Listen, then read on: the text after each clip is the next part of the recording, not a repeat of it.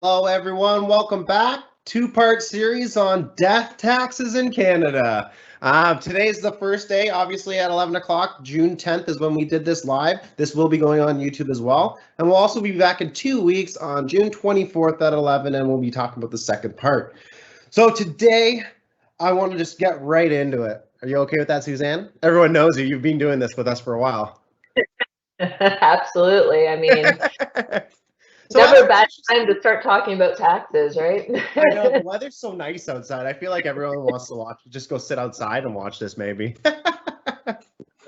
All right, first question. So, does Canada actually have a death tax? So the answer to that is no, not in the way that we traditionally understand it. So there are other countries that will levy a tax based on the value of assets at death or certain assets. But in Canada, that type of tax was actually replaced and removed in the early 70s. Oh, wow. What we now have is a capital gains tax. So that's going to require a little bit more explanation to kind of go into how that works. So what I would really encourage, I know that, additional reading is not always the most fun, but I would really encourage everyone to go to the CRA website because there's a lot of good information about how this tax works. But in really high level terms, when a person dies, what happens is that CRA considers them to have disposed of all of their capital property right before death. And I'll talk about what capital property is in a second. And so what the CRA considers this is a deemed disposition. And then at the same time, CRA considers that they've also received the proceeds from that, so the deemed proceeds of disposition. So the important thing to note is that even though usually there's not an actual sale right before death, CRA taxes the estate as if there was, or as if there were, and there might be a capital gain or a capital loss depending on the type of asset. So in really simple terms, CRA taxes you as if you've sold all of your assets immediately before death and then taxes the gain. So the next part of that is what actually is taxed. So I talked about how the capital gains tax applies to capital property. Capital property for most people is going to be things like real estate and securities, so stocks, bonds, mutual funds, etc. So I just wanted to give a really simple example of how that would work, just using some basic numbers. So if there's been a gain in the value of the asset between the time it was purchased and the time of death, 1/2 of that gain is taxable. So the example would be, let's say you have a property that's worth, or that you buy for $100, and then at the time of death, it's worth $200. So the gain is 100% gain, right? Yes, absolutely. And that's the sort of thing that, if we do business, your clients do business with you, that's the sort of thing they can expect, right? Yeah. So say $100 is the gain. Yeah. The way it works under the income tax legislation is that $50 is the actual taxable part because we tax in Canada half of that gain, not the whole gain. So in addition, that $50 is the taxable part. How do we tax it? It's based on what the marginal tax rate is of the person. And because when you die, you are disposing of all of your assets at once. So that's quite a bit of property, typically capital property. So you're usually in the highest tax bracket. Yeah, So I guess it would mean like you're essentially, if you're disposing all of your assets at one time, and it's probably going to be more than, 100 or 200,000, that's going to be the highest tax bracket. Is that what you're alluding to? Yes, exactly. So that's exactly the case. So when we're doing a planning exercise, we're usually estimating that you're going to be in around the 50% tax bracket or whatever the highest bracket is in your province. So going back to that example, you've got $50, that's the taxable part, that's taxable at the highest rate. So that then becomes a $25 tax, right? So 50% of $50, $25. So back to the actual property, you bought it for $100, it's worth $200, you pay $25 in tax. So that's sort of how it works on a very, very basic level. So it's not a death tax in that we levy a flat amount. It's more a tax based on the increase in value. So basically, a quarter of that gain is going to go right to the government. Exactly. Yep. Wow. Exactly. And so, for planning purposes, it's really important to not just know what something is worth when you die, but to also know what you bought it for, because otherwise, you're going to have a hard time figuring out what that tax actually is. So that's why when we do our financial planning, we actually start with the growth of everything over time using predetermined rates of return. And then we assume a death at a certain point in time. And that would be the calculation. We figure out, okay, this is how much tax you're going to be paying on death. Exactly. That's exactly. Cool. So obviously you're talking as for a single person here. A lot of people are with a significant other, and a lot of people may have children. So why don't we talk about some of these exceptions? Because right away you're saying, everything's deemed to be disposed. I have a wife. So is my wife gonna have to pay tax on the stuff that I own, or how does that work? Yeah, absolutely. So that, like you said, that was sort of the general rule. There are a couple of major exceptions that we want to talk about, and one of them is what you just said. There is a rollover that's available to a spouse. So if you're married or you have a common law spouse, if they receive the asset, then the capital gains tax doesn't have to be paid right away. It can actually be deferred until that spouse either sells the asset, disposes of the asset, or until they die, when then you go through that same analysis like what I just talked about.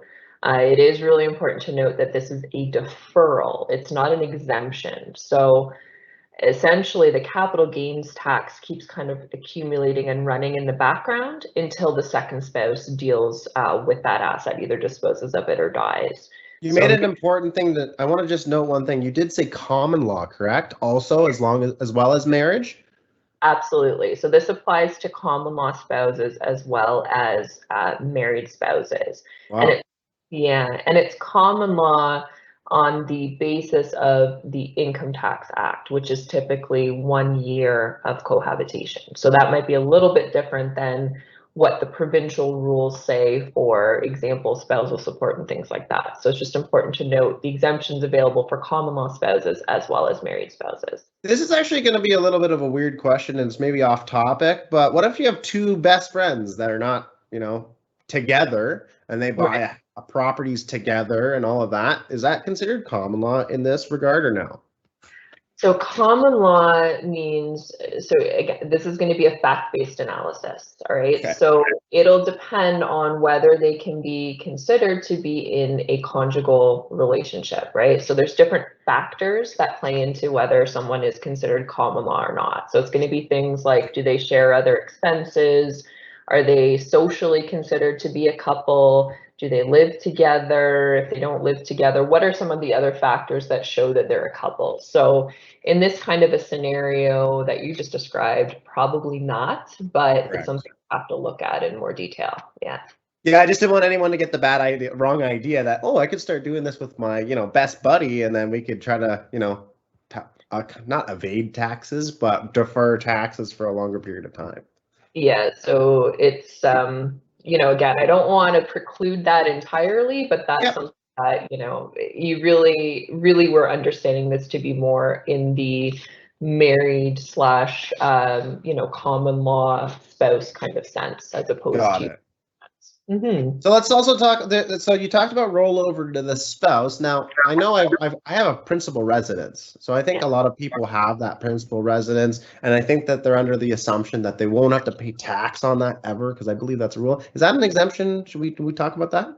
Yeah, absolutely. So the principal residence exemption is another big one that applies to a lot of people. So this applies not just at death, but anytime you deal with that principal residence. But if your property qualifies as the principal residence, and I'll get into that in a second, you can actually eliminate that entire gain on death. So it's different than the deferral, which we talked about for spouses, which is you delay when the taxes are paid. In this case, you can actually eliminate it. So if you've got that $200 property that you paid $100 for, I don't know where that would be, but let's just if that's the case. Normally you'd pay $25, but if it qualifies as a principal residence, under the exemption, you would pay $0. So that's the big difference. In order for it to qualify as a principal residence, I mean, sort of common sense applies, but you have to own the property. There's one available to a couple at a time. So, it's not each person gets a principal residence exemption, it's that family unit. And you have to treat it as a principal residence. So you have to live in it, or someone in your family has to live in it. So taxpayer, spouse, or child. The other thing is, most of our clients, I think, live in, cities or city-like or suburbs. But if you have any clients that live rurally, the other thing to be aware of is that there's a size restriction for the land. So if the land is more than 1/2 hectare, so when I looked it up, it's 1.235 acres. Then anything above that, you have to show that that land is necessary for the use and enjoyment of the residents, or that land, even though it's associated with the principal residence, the capital gains tax exemption might not apply. That's interesting you say that. We actually have a few clients that are living on farmland, and I know one of them in particular has actually farmers working on the land, and then they have their principal residence on it. So then for that particular person, obviously they have to know is that not all of that will be exempt.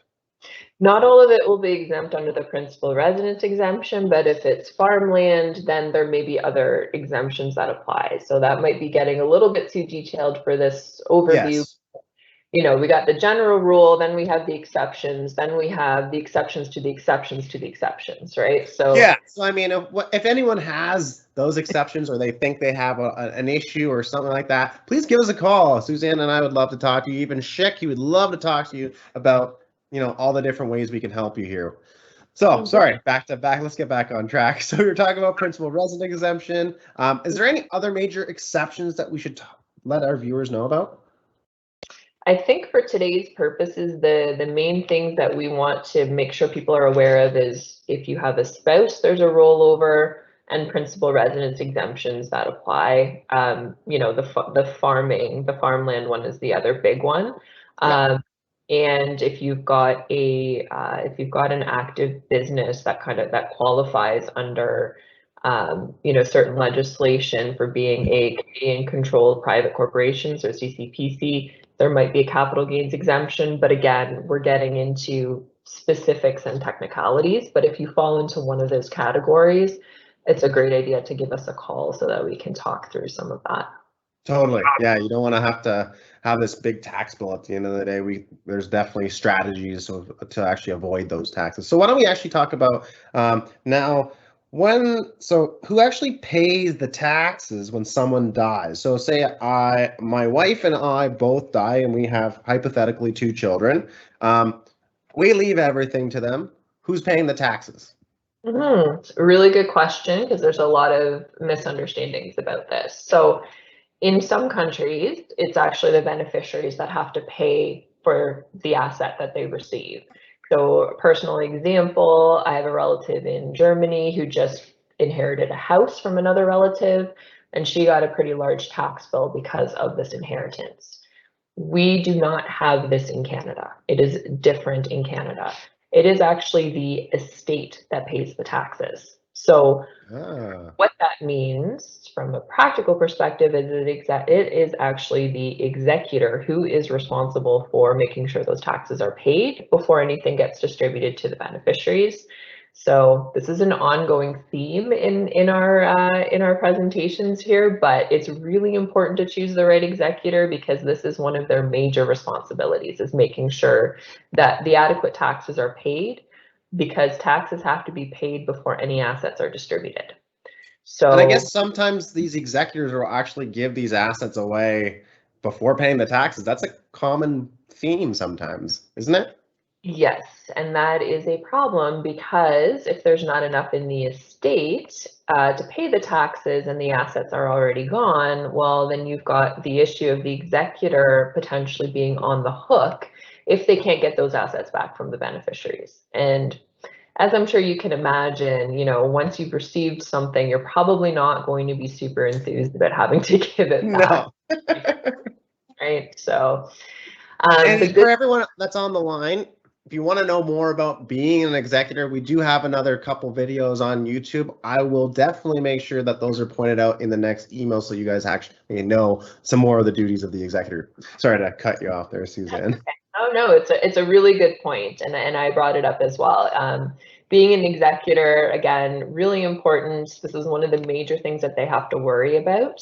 All I wanted to add to this on the who pays the tax part is that the good thing on the part of the beneficiaries is that once they receive the asset, the tax has already been paid on it. So there's no more tax to pay for the transfer part of it. Obviously, once it's owned by them and it grows in value, then they're responsible for the tax going forward. But there's no inheritance tax in Canada to receiving an asset. Okay, perfect. So for everyone on the line, the beneficiary doesn't pay the tax. The executor pays the tax on behalf of the estate. I think that's super important to know. So I guess the taxes, when do they have to get paid?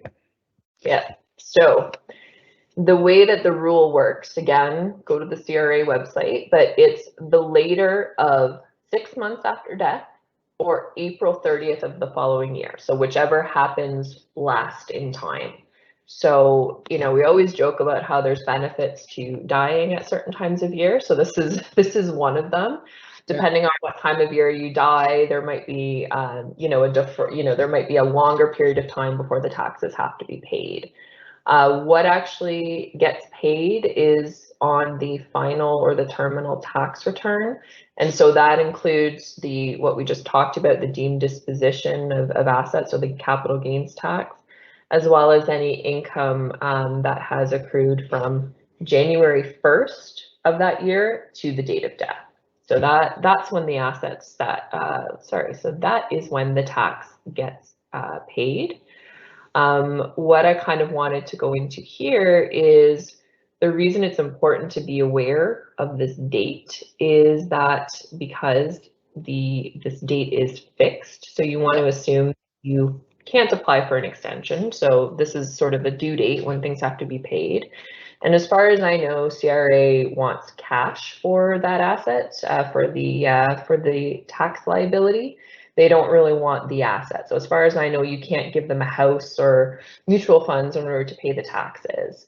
And what we talked about before is that this is what we call a deemed disposition. So it's not that as though the asset has been sold, you're just getting a tax bill. So the problem is, unless the executor has a pot of cash that they can, use to pay for the taxes, they might actually have to sell some of those assets in order to get the money. And obviously, depending on what type of asset you have, it's easier to sell than others. So So I guess if you have a whole bunch of real estate, I mean, maybe not in today's market. Today's market, you can sell a house in 48 hours, but sometimes those would be a little bit less liquid. So I'd have to, get the cash from the sale of a property. So I guess it's liquidity is what's needed. Exactly. So this could become a liquidity issue because, the real estate market might not always be hot. The other thing is if you have multiple, properties, if you've got, income properties, so rental properties or commercial properties, those usually, because you have to find the right buyer, those usually take longer to sell than a principal residence does, right? So you may have a period of time where you don't have that cash available, but you've got the asset and you have to pay the taxes. And the other thing from a planning point of view is that I meet with a lot of clients who say that they actually want to leave, this, let's say an income property, they want to leave it to the next generation because it's a great revenue generator, which is fantastic. But how are you going to pay the tax on that when you pass away before it's transferred? If you don't have that cash available, well, then the executor may actually have to liquidate or sell that asset. And then you've essentially, you've kind of torpedoed what it is that you wanted to plan, right? Because the cash just wasn't available to pay for the taxes on it. Yeah, your original wish was just not going to happen because we failed to plan correctly, I guess, right? So it's one of those things that when we actually do these estate plans, and Suzanne is a big part of this, we actually figure out what the liquidity is needed when you die so that, if your wishes are, give a property to one kid and give another property to another child, we have adequate liquidity. And I think a lot of people don't really realize that. They just kind of think, oh, yeah, it'll all just kind of work, right? Yeah, and this is the thing. Taxes are something that are so omnipresent. Everyone knows that that taxes have to be paid, but when you're doing estate planning, especially, it's not something that's always taken into account. You know, my estate is worth $5 million. That doesn't necessarily mean $5 million is going to go to your beneficiaries. And even once, you know, even if there is enough to go around, the liquidity issue still becomes a problem because, again, depending on the type of asset, you're not going to be able to, you know, raise the cash as fast. The other problem is, we've talked about this in previous seminars, is the probate aspect of it as well, which can also complicate things, right? Because we talked about how probate is required, especially for assets like real estate, before the executor can actually sell anything. And same thing for, you know, even for, you know, shares and things like that that are sitting in an investment portfolio, you need probate before you can actually sell them to raise cash. So you get into a situation where, depending on what part of the province you live in Ontario, it may take months or a year to get probate, yet you got to pay these taxes in 6 months. So what are you going to do? You have to figure out, where are you going to get this cash from, right? So we've got a number of different issues that come into play. So actually doing an analysis on liquidity is really important, no matter how large you think your estate is. And this is a good time that, you know, where you can actually consider life insurance, I guess, because life insurance, you know, the day you die is the day you get paid this sum of money. And this is now not like a want, this is a need. You almost need it so that you can fulfill your wishes. Is that correct? Exactly. So life insurance is a tool like any other. You have to point it towards the right solution. And I would say, really, in this case, you know, after you've done this analysis, if you find out, okay, we're missing, you know, $500,000 here that we can easily liquidate, well, that is a good reason to get that insurance, because in the long run, you know, you'll be able to fulfill your wishes, you know, especially if the idea is you want to pass on real estate, for example. And you also are lessening the stress on the executor of trying to figure out, okay, what do we do here in order to raise this money? So insurance in this case really is something that should be considered, because it might just be the easiest fix around this issue. Yeah. So I guess I think we're gonna wrap it up here because we do have a part 2 of this. You know, next time we'll talk about how the registered accounts get taxed, and if you own a business, how that gets taxed and all of that.